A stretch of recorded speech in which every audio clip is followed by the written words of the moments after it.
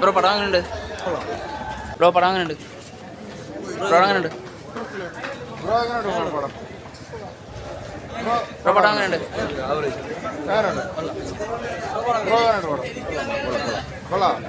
Bro പടം അങ്ങനെയുണ്ട്?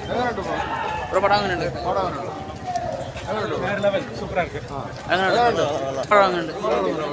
എങ്ങനെയാ?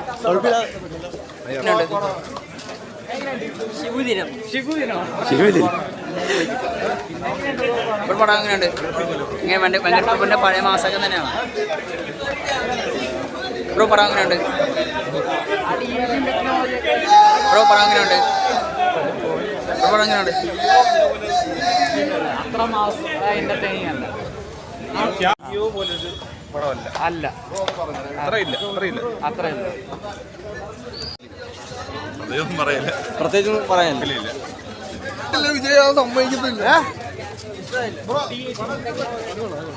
എങ്ങനെയുണ്ട് ഗ്രാഫിക്സ് ഒക്കെ എങ്ങനെയുണ്ട്? അല്ല ബ്രോ പടം എങ്ങനെയുണ്ട്? ഈ സംവിധായകനായ ഈ വെങ്കടപ്രഭു അജിത്തിനെ വെച്ച് മാത്രം പടം നന്നായിട്ട് ചെയ്യാത്തുള്ള അഭിപ്രായമാണ്. അത് കറക്റ്റാണ്. കാരണം ഇന്ത്യ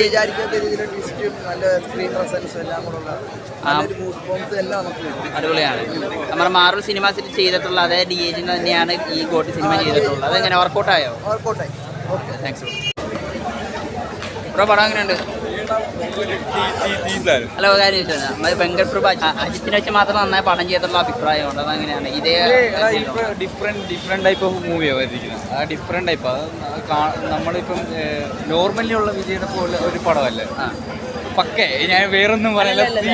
ഒറ്റ കാര്യം, പിന്നെ നമ്മുടെ മാർവൽ അവഞ്ചേഴ്സിലൊക്കെ ഉപയോഗിച്ചിട്ടുള്ള DG തന്നെയാണ് ഗോട്ടി സിനിമ യൂസ് ചെയ്തത്. ആ ടെക്നോളജിയിൽ എങ്ങനെയാണ്? നമ്മുടെ ട്രെയിലറിൽ കണ്ട കാര്യങ്ങളൊക്കെ അല്ലേ, പടം കാണുമ്പോഴേക്കും പക്ക അത് ആണെന്ന് നമുക്ക് തോന്നുന്നില്ല. പക്ക ക്വാളിറ്റി തന്നെ. തെറ്റ് തന്നെ. Thanks bro. ബ്രോ പടം എങ്ങനെയുണ്ട്? പടം എങ്ങനെയുണ്ട് ചേട്ടോ? പടം എങ്ങനെയുണ്ട്?